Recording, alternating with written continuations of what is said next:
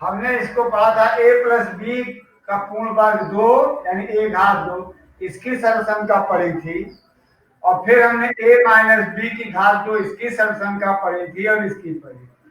a plus B घात 2 हमने ये इसका उत्तर ढूंढा था 2ab प्लस बी घात 2, और यहां पर हमने लिखा था a घात 2 माइनस 2ab प्लस बी घात 2, और यहां हमें मिला था a का वर्ग ऋण b का वर्ग। समीकरण जो हमने पढ़ा है, समीकरण किसी एक ही बीजीय मान के लिए सत्य होता है और दूसरे पदमान के लिए सत्य नहीं होता। दूसरे पदमान के लिए वो सत्य नहीं होता है, और जब एक ही पदमान के लिए सत्य होता है तब हम उसे समीकरण कहते हैं, और जब कई पदमानों के लिए सत्य होता है तब हम उसे सर्वसमिका कहते हैं। हमारी बीजगणित में ये जो हैं तीनों, ये ऐसी सर्वसमिकाएं हैं जो किसी भी अंकीय मान या किसी भी बीजीय मान के लिए एक सार्वभौमिक या कटु सत्य है कि कभी भी अंक बदलेंगे लेकिन फिर भी इन सर्वसमिकाओं पर, इनकी प्रामाणिकता पर कोई प्रभाव नहीं होगा। इनकी प्रामाणिकता हमेशा अप्रभावी रहेगी। इनकी प्रामाणिकता हमेशा अप्रभावी रहेगी, और इसी को हमने 9.5 में पढ़ा। और अब हम एक ऐसी सर्वसमिका पढ़ेंगे जो थोड़ा डिफरेंस है। अब कहने का तात्पर्य यह है, ये हमारी मानक सर्वसमिकाएं हैं, और जितनी सर्वसमिकाएं हैं इन्हीं सर्वसमिकाओं से व्युत्पन्न की गई हैं, निकाली गई हैं। हाँ, ये हमारी मानक सर्वसमिकाएं हैं, और हमारी जितनी सर्वसमिकाएं हैं सब इनसे ही निकाली गई हैं। ठीक है, इसी पर एक सर्वसमिका निकाली गई है जिसको हम चौथी सर्वसमिका कहते हैं। ये लिखा गया है x plus A bracket x plus B. यहां देखो, समझने के लिए माइनस भी हो सकता है, प्लस भी हो सकता है। ठीक है, हाँ, ये माइनस भी हो सकता है और प्लस भी हो सकता है। इसका हल दिया जाता है x का स्क्वायर प्लस या माइनस ए बी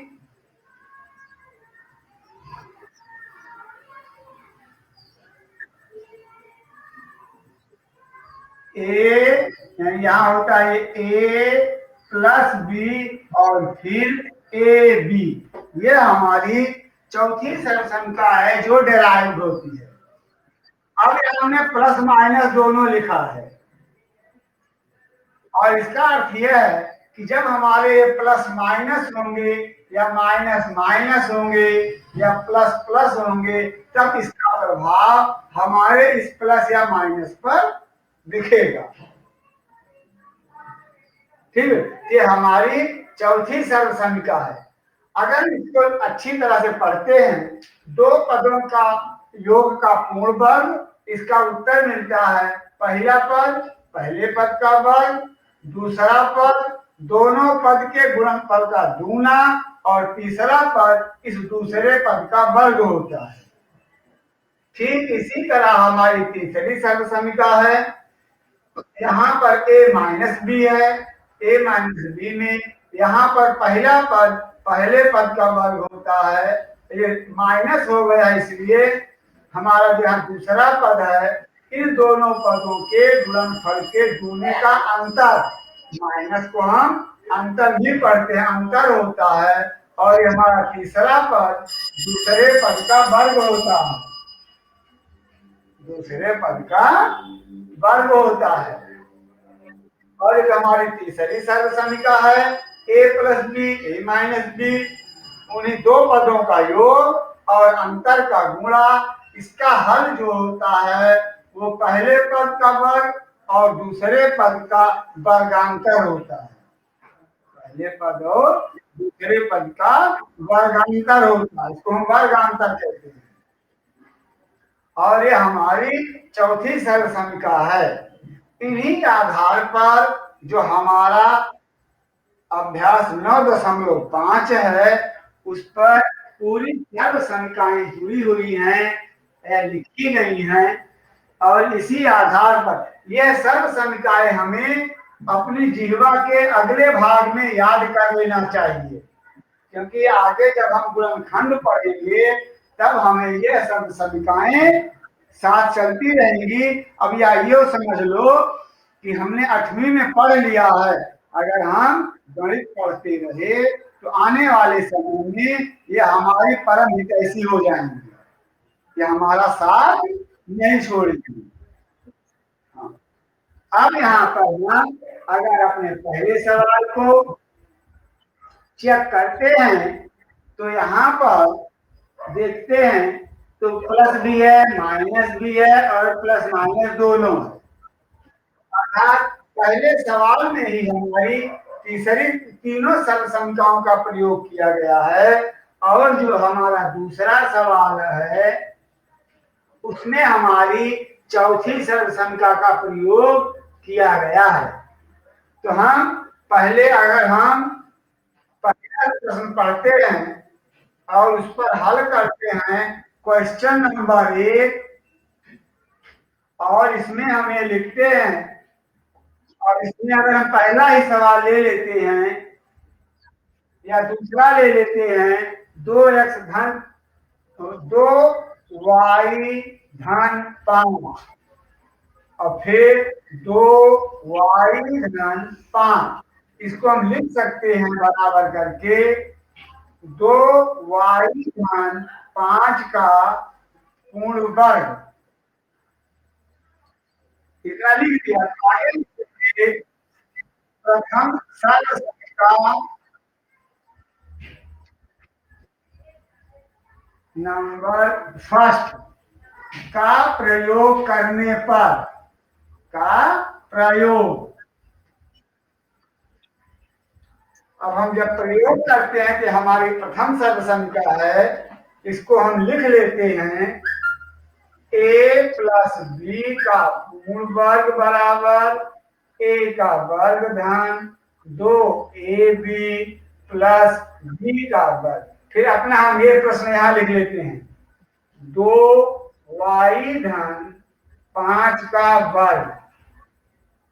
हम ब्रैकेट का प्रयोग करते हुए सीधे लिखते हैं पहला पद पहले पद का पद, हमारा पहला पद है 2y, यहाँ लिखेंगे 2y का वर्ग प्लस ये 2 लिख दिया, पहले पद के लिए a के लिए 2y, दूसरे पद के लिए b और b के लिए यहाँ लिखा है 5। फिर आगे हम धन लिखेंगे, हमारा दूसरा पद है b और यहाँ पर पद है 5, तो यहाँ b की जगह पर लिखेंगे 5 और इसका वर्ग।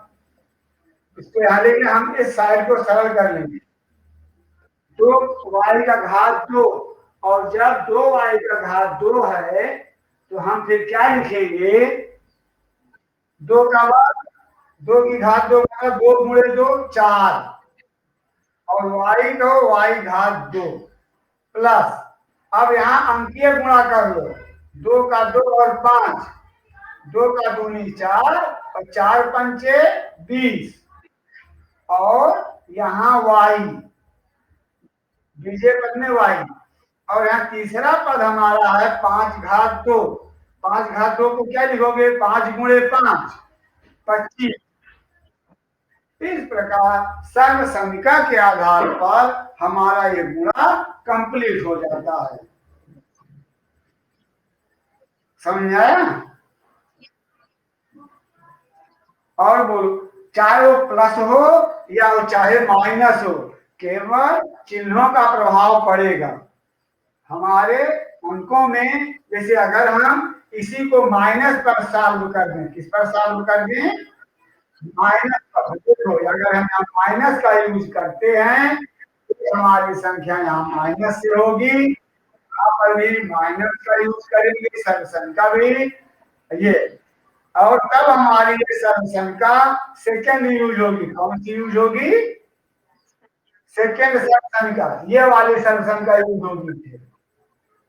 और यहाँ फिर हम लिख देंगे संख्या सेकेंड का प्रयोग करने पर उत्तर सेम आएगा, केवल चिन्हों का अंतर पड़ता है।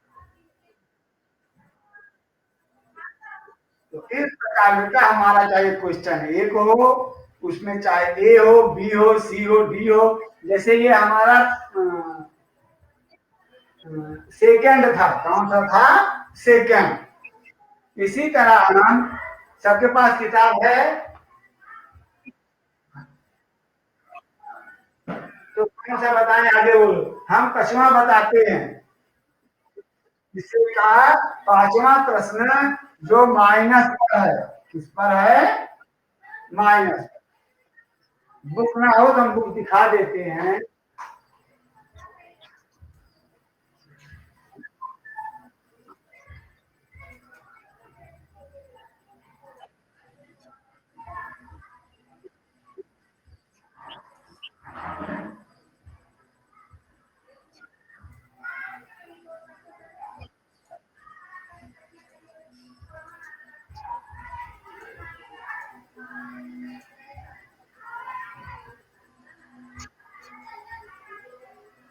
देखो ये जो हम लोग सवाल पढ़ रहे हैं, ये पहला सवाल ये है, और इसमें हम ये 5वां सवाल लिख रहे हैं, ये वाला। हाँ, 1.1 यम माइनस 0.4, फिर 1.1 यम माइनस 0.4। इसको पहले क्या लिख लेंगे, कहाँ बेटा, अच्छा हाँ प्लस है, चलो अगर प्लस है तो हम लिख लेंगे कौन सी, ये हमारी चौथी सर्वसंख्या होगी। क्या होगी, तीसरी। ये हमारी फिर तीसरी सर्वसंख्या है, ये वाली। लिखेंगे ए प्लस बी या ए माइनस बी बराबर ए का स्क्वायर माइनस बी का स्क्वायर। ये तब चाहे आगे हो चाहे पीछे हो, ठीक है, दोनों स्थितियों में यह हमारा यूज होगा। और जब हम यहाँ लिखते हैं 1.1 यम माइनस 0.4, फिर 1.1 यम माइनस 0.4, इसका हल क्या लिखते हैं, पहला पद पहले का वर्ग। हमारा पहला पद है 11, 1.1 यम, पहला पद हमारा क्या है, 1.1 यम, और फिर इसका वर्ग। अब लिखेंगे हम माइनस, दूसरा पद हमारा है बी, बी की जगह पर यहां लिखा गया 0.4। क्या लिखा गया, 0.4 हमने यहां लिखा, और फिर यहां वर्ग लगा दिया। अब यहां सरल कर लो, दशमलव को हटा के गुणा करो, 11, 11 का गुणे 11 कितना होता है, 121, और दशमलव हमारा भी वर्ग हो जाएगा 2 अंक पर। कितने अंक पर, दशमलव दिख रहा है नहीं दिख रहा है, अब यहाँ देखो, अभी भूल कर 4 का वर्ग निकालो, 4 गुणे 4, 4 चौक 16, दशमलव 2 अंक पर, 1-2 अंक पर यहाँ, तो हम यहाँ 0 लिख देंगे इस प्रकार। और हम यहाँ बीजे पर यम लिखेंगे, यम घात 2, और हमारा हल मिलेगा 1.21 यम घात 2 माइनस 0.16। अपने इस पहले सवाल को देखो जो न समझ में आता हो बताओ। वैसे इसका हमने कल 9वां सॉल्व किया था ना। हाँ।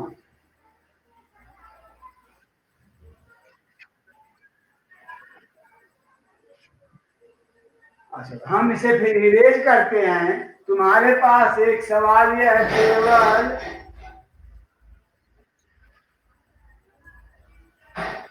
ये 8वां प्रश्न देखो क्या लिखा है। ए का ही पहले का, -a + c, -a + c, और फिर bracket -a + c, -a + c, और फिर -a + c। हम इसको ऐसे भी लिख सकते हैं, इसको व्यवस्थित करेंगे तो c-a⁻², c-a⁻²। यहाँ हम पदों को बदल सकते हैं लेकिन मान नहीं बदल सकते, केवल उनका क्रम बदल सकते हैं। हम उनका केवल क्रम बदल सकते हैं, और इस प्रकार हम इसको अपनी दूसरी सर्वसंख्या पर हल कर लेंगे। इसे हम अपनी दूसरी सर्वसंख्या पर हल कर लेंगे, और इसको जब लिखेंगे c-a⁻², ये हो जाएगा पहला पद पहले का वर्ग, दूसरा पद पहले और दूसरे का गुणा, और तीसरा पद दूसरे का वर्ग। और इस प्रकार हमें क्या मिलेगा, c⁻² - 2ca लिखो चाहे ac लिखो, और +a⁻², ये हमारा हल हमें मिल जाएगा।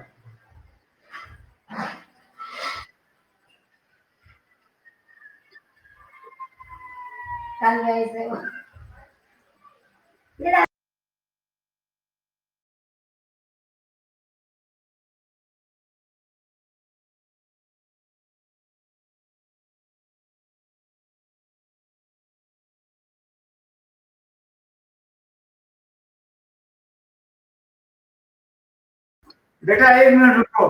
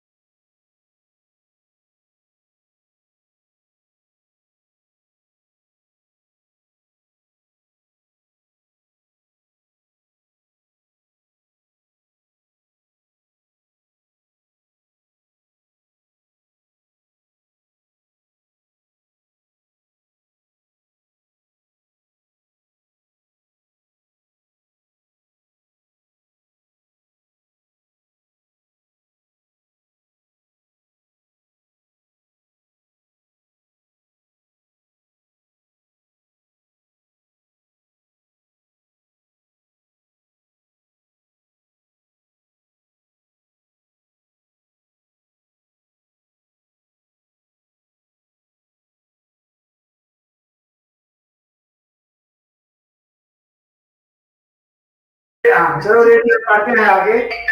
इस प्रकार हम अपने प्रश्नों को हल करते हैं। ये हमें अपने पदों को केवल याद रखना है, समझ आएगा। और जो तुम्हारा दूसरा प्रश्न है वह केवल चौथी सर्वसंख्या पर आधारित है, चौथी सर्वसंख्या पर आधारित है, चाहे वहां पर अंकीय मान हो या बीजीय। पहला x plus 3 bracket x plus 7। यहाँ जो a और b लिखा है इसका मतलब ध्यान दे। हेलो, यहाँ पर जो a और b लिखा है अर्थात ये दूसरे पद यहाँ अलग है, जबकि पहले पद समान है। पहला पद यहाँ x है तो यहाँ भी x है, दूसरा पद यहाँ पर परिवर्तित है और यहाँ भी परिवर्तित है। तो हमारा ये प्रश्न किस क्रम में हल होगा? पहले पद का वर्ग प्लस, यहाँ प्लस लगा है तो प्लस लगा दो, x bracket a plus b 3 plus 7 और फिर यहाँ ab का मतलब 3 गुणे 7। इस प्रकार हम इसको सरल कर लेते हैं। तो यहाँ ब्रैकेट खोलेंगे तो x घात 2 प्लस 10 x प्लस 21। इस क्रम से हमें इसका हल प्राप्त होगा। समझा बेटा? ये इतना ही है। तो चाहे अंकीय पदमान हो या ये पदमान हो, सबके लिए हमारे पास यही हल मिलेगा। जैसे भी आज देखो हमारे दूसरे में भी प्लस है, तीसरे में माइनस है, तीसरे में माइनस, चौथे भी प्लस और माइनस है। तो हम अपने इन प्रश्नों को हल कर लेते हैं।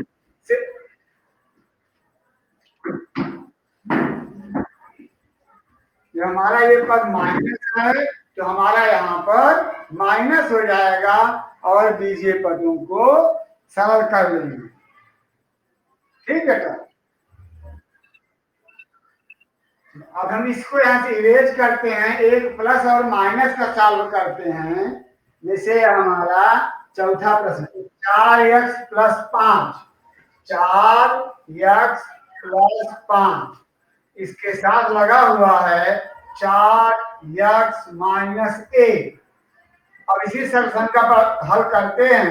तो पहला पद पहले पद का वर्ग ऐसा लिख दिया और ये प्लस माइनस, यहाँ प्लस यूज करो, यहाँ लिखोगे 4x का मान 4x, यहाँ भी देख रहे हो ना। अब a प्लस b, a का मान है 5 और यहाँ प्लस a का मतलब है ऋण 1।